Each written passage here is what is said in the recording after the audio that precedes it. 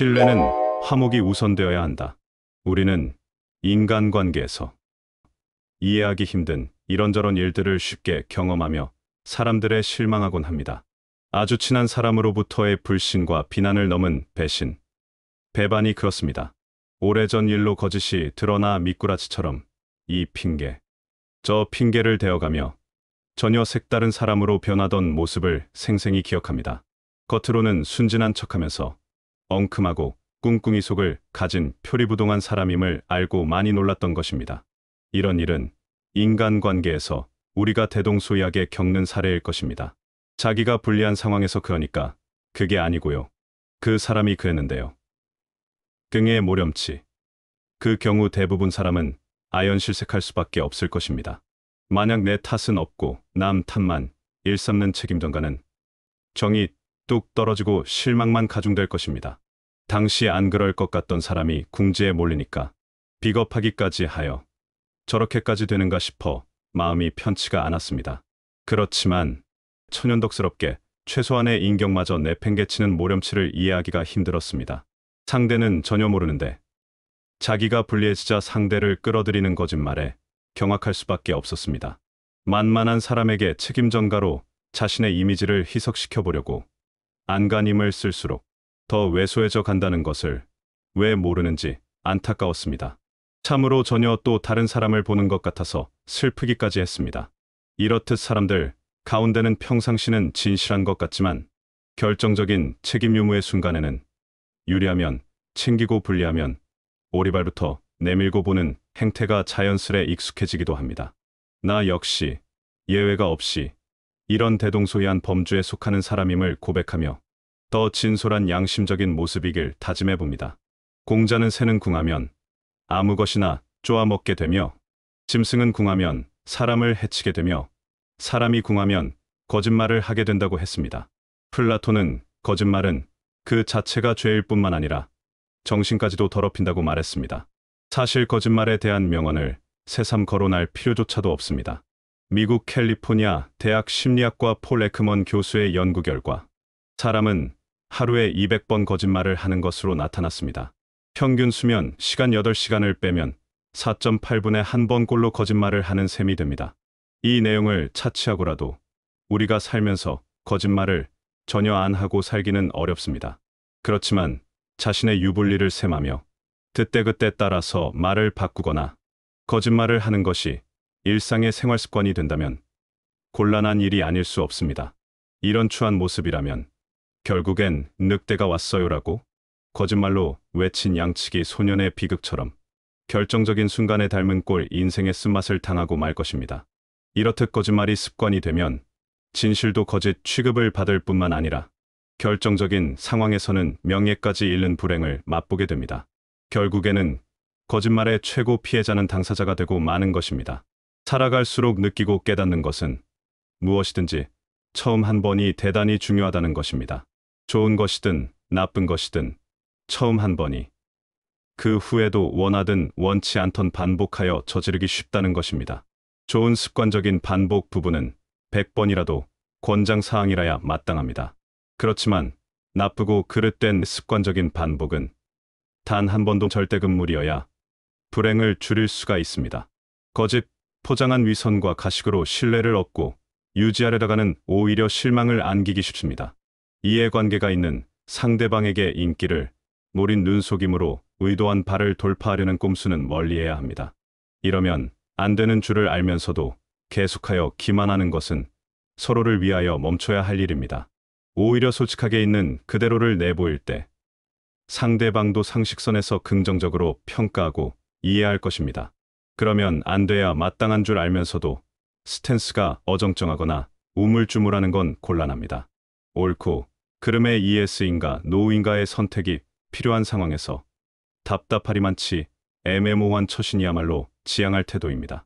현대를 살아가는 사람들의 의식 수준은 높아질 대로 높아진 상태로 모든 정보가 오픈된 개방사회의 다양한 혜택을 향유하고 있습니다.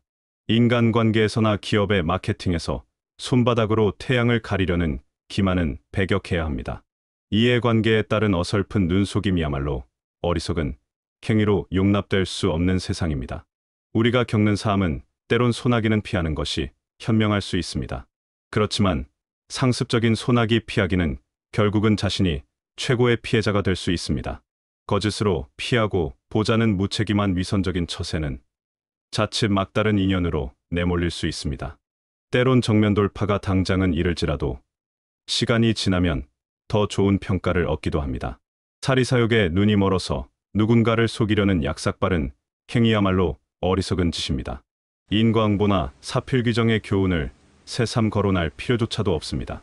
옳은 것은 반드시 옳은 대로 결실하기 마련입니다. 순천자는 존하고 역천자는 망하는 것입니다. 만사가 심은 대로 거두는 이치는 만고불변의 진리입니다. 거짓은 그 어떤 이유나 핑계를 내세울지라도 악입니다. 악의적인 거짓은 반드시 죄악을 낳기 마련입니다. 죄악의 결과가 불행한 것은 숱한 사례가 자명하게 증거하고 있습니다.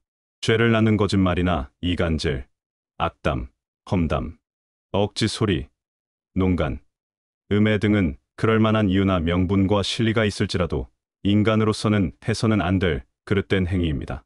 어떻든지 복 나갈 짓을 줄이고 하지 말아야 합니다. 우리는 세상을 살아가면서 복을 받아도 시원찮은 마당에 있는 복마저 차버리는 어리석음의 극치가 될 마이너스의 기운에 휩쓸리지 않는 지혜가 필요합니다. 지금 이 순간 그 어느 공간에서라도 설사 인간관계에서 화목하지는 못할 망정 불화하는 것은 최소화해야 할 것입니다. 서로가 얼굴을 붉히며 무슨 철천지원수처럼 상대에게 날카로운 비수를 꽂듯 살벌한 인격의 난도질은 삼가야 할 것입니다. 우리는 이소부와 여러 사례의 교훈에서 보듯 자기 어리석음을 비웃는 내면의 소리를 제대로 깨닫고 변화해야 마땅합니다. 거짓된 자기라면 어둠을 헤매는 불행한 사람임을 자각해야 합니다. 진실한 사람이라면 사리사욕에 연연하지 않는 대인배여야 합니다.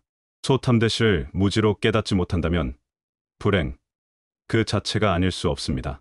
자신이 지금 붙들고 있는 그 잘난 것들이 그렇게도 대단한 것인지 되돌아봐야 합니다. 자기의 인격과 살아온 인생 전체를 일순간 송두리째 내팽개칠 정도로 그렇게 대단한 가치가 있는 것들인가 제대로 살펴봐야 합니다.